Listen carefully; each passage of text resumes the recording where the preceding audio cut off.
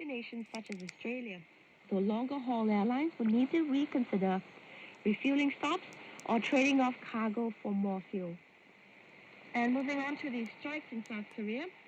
South Korea ordered striking truckers in the steel and petrochemical industries to return to work on Thursday, widening a back-to-work decree beyond the cement industry amid a prolonged nationwide strike that has disrupted supply chains. During opening remarks at a televised meeting of the country's cabinet, Prime Minister Han Duck-soo told the members to issue the Start Work Order. Tens of thousands striking truckers are demanding a minimum wage program to be permanent and broader. The government has so far refused and said that it can extend it beyond the current 3 years. The Democratic Party, an opposition party that holds a majority in Parliament, has decided to support the government's extension proposal. No more negotiation sessions have been planned, according to a senior union official. The second strike in less than 6 months has hampered supplies of goods from cars to fuel, costing the country 3.5 trillion won, or $2.66 billion in its first 12 days. About a third of 2,000 fuel tankers are on strike, and as of Wednesday afternoon, 78 petrol stations had run out of fuel nationwide, many of which were in the Seoul metropolitan region. Last week, the government issued a start work order to force 2,500 striking drivers in the cement industry back on the road.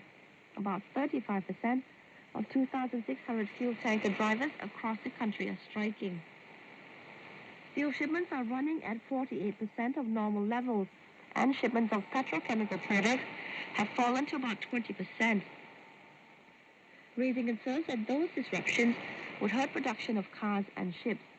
Petrochemical companies are considering cutting production as early as this weekend because of shortages of raw materials and space for unused inventory.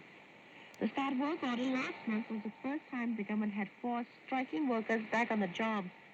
Failure to comply can lead to cancellation of licenses, 3 years in jail, or a fine of up to 30 million won, or about $22,000. The government has said its orders has been effective in getting striking truckers back on the road. But the union says they will take legal action with the help of certified labor attorneys to defy the order. Some truckers say loss of income during the strike is making it difficult for drivers to maintain the industrial action. And moving on to Turkey. Western officials are in talks with Turkish counterparts to resolve oil tanker queues of Turkey, a British Treasury official said after the G7 and European Union rolled out new restrictions on December the 5th aimed at Russian oil exports. The UK, US, and EU are working closely with the Turkish government and the shipping and insurance industries to clarify the implementation of the oil price cap and reach a resolution. There is no reason for ships to be denied access to the Bosphorus Strait for environmental or health and safety concerns. The G7 group of countries, the European Union and Australia, have agreed to bar shipping service providers like insurers from helping export Russian oil unless it is sold at an enforced lower price or cap in a bid to deprive Moscow of wartime revenue. But a separate Turkish measure in force since the start of the month has caused a logjam requiring vessels to provide proof they have insurance covering the duration of their transit through the Bosphorus Strait or when calling at Turkish ports. At least 20 oil tankers continue to face delays to cross from Russia's Black Sea route to the Mediterranean as operators race to adhere to the Turkish rules. U.S. Deputy Treasury Secretary Wally Adeyemo told Turkish Deputy Foreign Minister Sedat Onal in a call on Wednesday that the price cap only applies to Russian oil and does not necessitate additional checks on ships passing through Turkish territorial waters.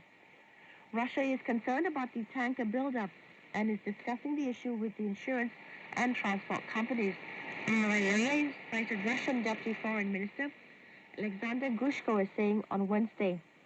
The British ship insurer UK P&I Protection and Indemnity Club said the new Turkish requirement for an insurance letter could force them to contravene sanctions if it emerged that the oil cargoes were sold outside the price cap. UK P&I said in a statement that the insurers have agreed that they cannot and should not issue such a letter. Issuing a confirmatory letter under these circumstances would expose the club to a breach of sanctions under the EU, UK, and US law. referring to a situation in which insured cargoes fell foul of the new measures. An official with the coalition of G7 countries and Australia said the delays were not a result of the price cap and that many of the affected cargoes contain Kazakh oil, which has been specifically exempted from their measure. And moving on to media firms, an advertising slowdown, economic worries, and strains of shifts to streaming have many major media companies in cost-cutting and layoff mode. News organizations, TV networks, movie and television studios, and entertainment giants laid off hundreds of workers over the past week alone, including Warner Brothers, Discovery, CNN, and Paramount Global's television production units. The move comes after many entertainment companies spent the past few years spending heavily on streaming services that are now a drag on financial results.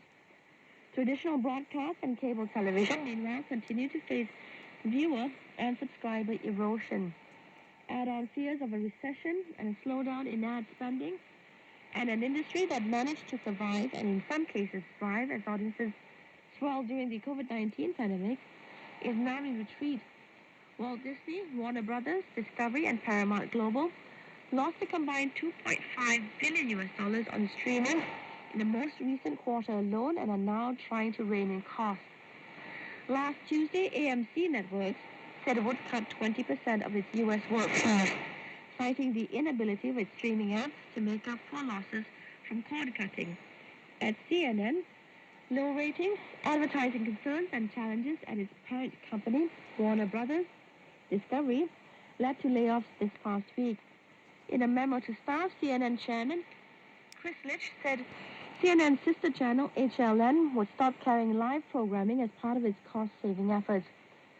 The net company, the publisher of many newspapers, including USA Today, last Thursday began laying off more than 200 people on top of another 400 job cuts earlier this year.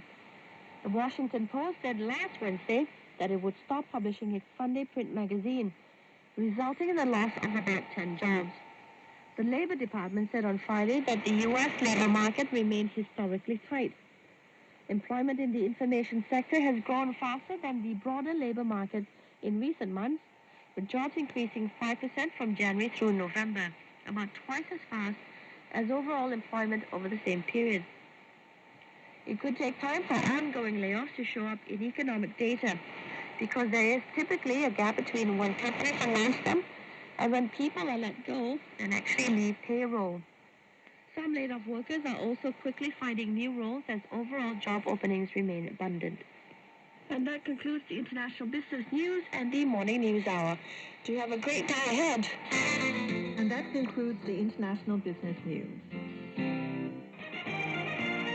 For advertisements, please write to Voice of Thailand 2022 at gmail.com or call 080-282-6646.